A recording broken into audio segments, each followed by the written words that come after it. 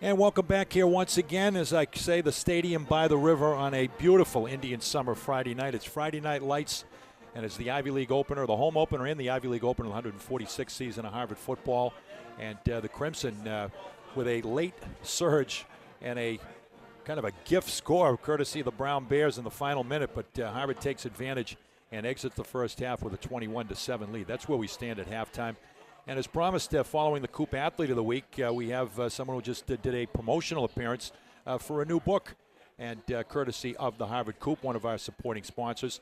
And with us is the author, Gloria Respres Churchwell, and her book, which has just been published and just come out here this week. And it's also been published by, I want to mention, Charles Bridge, right here locally. And the name of the book is Follow Chester, a college football team fights racism and makes history. It is a children's book that goes well beyond to a theme that will resonate with a new generation and will make aware the story of Chester Pierce, former Harvard football player, later Harvard professor for many years.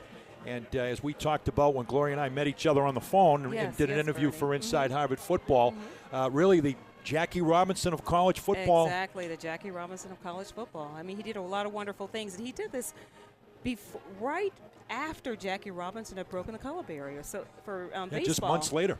Yeah, exactly. So it just shows how things just work in unison. And to refer to him as the Jackie Robinson of football, I haven't heard of that term before, which is great. I mean, that's an excellent way to think about it. Yeah. And as far as your opportunity to tell this story, this very important story to another generation, how did that come about, just to give our audience a little perspective? Well, I learned about Dr. Pierce after arriving into Boston with my family for some wonderful opportunities here. And as a children's writer and having 4 children, after hearing his story from friends, they referred to him as Chet. I just felt like there was so much there to uncover, and the more that I researched, because after learning just a tiny bit about him, I wanted to find out more. And when I did that, I was just amazed about, as far as all of the layers that this wonderful man had, as far as things that kids would be inspired about. And so it was a great story, and I knew if I was excited, I knew there were pieces there that kids could get excited about. And to me, that's the beauty of the story, is that they can listen, and because it's an audible as well. That's right, it's on audio book too. It's audio book. Dreamscapes has purchased the rights to the video and the audio, and so they can listen to it, they can see it, and it's like there's so many pieces there that kids can get inspired about and say, wow, if he did that, I can do something special in my life as well. And when I travel across the country, that's what's been happening. These kids, they've been inspired by his story. It's more than a football story, that's for sure. It's more than a football story. It's about life. It showed how his teammates stood with him at a time when it wasn't popular to stand with a teammate who was different. And so to me, that makes it's a strong message to kids especially, to say, let's stand with your friends, allies in an experience. If something's wrong, let's all stand together. It's wrong, and we're going to do what we can to make it right. Within our circle, we're going to try, and that's how change comes about, one step at a time. Indeed, and sometimes very slowly. Yes, I agree. Especially in this case.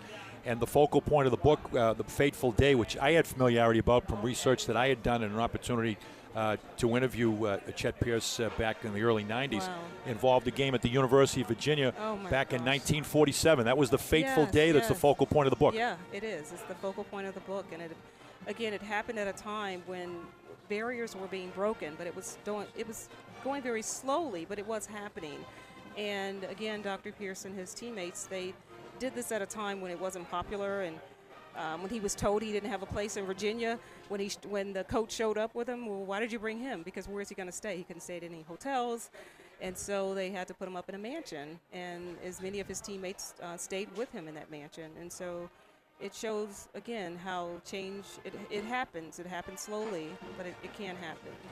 His teammates supported him. He played that day and stood with his teammates for the Crimson against the University of Virginia that day.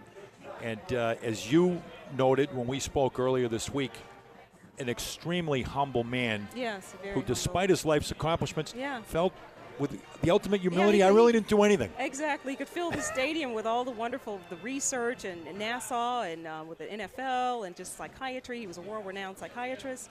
and yet you would meet him, and he was just such a humble man. Like, I didn't do anything. When I was interviewing him for the book, I said, well, Dr. Pierce, I want to write the story about you, because I know children will, they are inspired by your story. If they can hear your story, they're definitely inspired. And he said, well, I really didn't do anything. And I said, you've done a lot.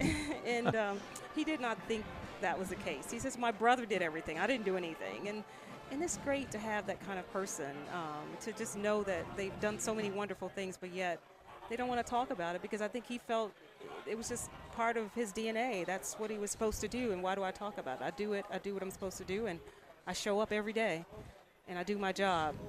And that speaks volume about what kind of man he actually was. An absolutely remarkable man, and remarkable acts of courage in his life. And you noted, I remember the part of the story with you talk about his brother and what happened with his brother and his place to literally save his brother. Yeah, and his brother fell down a well, and he was younger, and Chet, he just pulled him up in a chain and just said, you saved his life. And so it started there, and I think that was a good place to start the story, because it shows kids, especially his character. You know, what kind of man is this story going to be about? And if they could see that, it's like, okay, it's a pretty cool dude. It certainly is, absolutely. And, by the way, I can remember noting it back at the time that I spoke to him many years ago, a peak in Antarctica named after him. I mean, that happens to everybody. That's not a big deal. Yes, it's a mountain peak named after him. That's awesome. Amazing. Yeah. Just amazing. Yeah.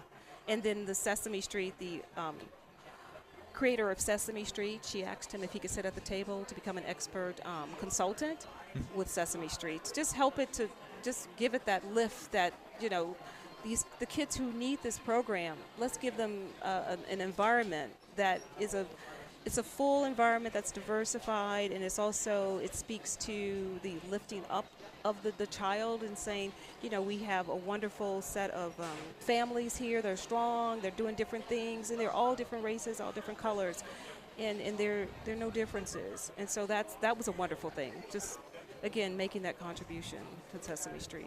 Yeah, now after his passing, a life that certainly made a difference, and I think with what you've done in bringing this story to print and bringing it to new generations, it's going to continue to live on. I think that's really in his spirit. I agree. It continues to live on, and his grandchildren were recognized today in honor of him, and that was wonderful to see that, to see just a new generation, as you're saying, being introduced to Dr. Pierce and his contributions. That's wonderful and amazing. Yes. And a true labor of love for you, Gloria, gosh. to be able to tell this story. Well, it's really, it was, on my part, it was nothing to do for me to do, but definitely just to get a story out there. It's just wonderful to see all of the positive things that have been happening. It's gotten some wonderful reviews from the School Library Journal, as well as Kirkus, and again, Dreamscape purchased the audio and video rights, and now it's on Audible, so kids can learn looking at videos and that kind of thing, interactive. And then there's also music that's associated with his story as well, which is great, that complements the story. So there's so many ways that kids can get into the story and learn about his contributions to American history. And also, I know you want to say a word here on the illustrator. You gave me some background on the illustrator, top of her field. Yes, Laura Freeman. Some people know her. I mean, she's done a lot of wonderful things. Her most recent is Hidden Figures for Children. There's a children's book about hidden figures, and she did the illustrations for that, and she won the Coretta Scott King honor for that just recently. And so she's an amazing, award-winning illustrator, so we're very happy that she decided to join us on this project. Great story of courage and race relations in America, and pioneer and breakthrough that was achieved by Dr. Chester Pierce. And just credit to you to bring this story to light. And just a final note to tell people where they can find the book in a number of different forms, as you pointed out. Yeah, in all different forms. I mean, there's Amazon, there's Charles Bridge they have it on their website. It's also available at Barnes & Noble. Anywhere you can get books you can think about, definitely it's available. Yeah. Great Christmas gift, too. It definitely is. We're getting in that direction. You're right. When you give a book to a child, you're giving a book for life, something that they can keep. It passes on and on. You can pass it on, and they get so many wonderful gifts out of that one book. It keeps giving. Absolutely. A gift that keeps giving, indeed, and telling such an important story. Gloria, thanks very much for joining us. Thank you for having me, Always a Bernie. pleasure. Great to appreciate meet you in it. Thank person you so after we much. met on the phone the other day. Indeed. Thank you, and all that you contribute to Harvard, as well as being a sportscaster. Thank you. Thank you. Great to have you with us. Gloria Respris Churchwell and her book, Follow Chester, a college football team fights racism and makes history. Our guest here at halftime from the stadium. We'll take a break and get ready to come back for second half action. You're listening to Harvard Football on Bloomberg 106.1 FM Boston.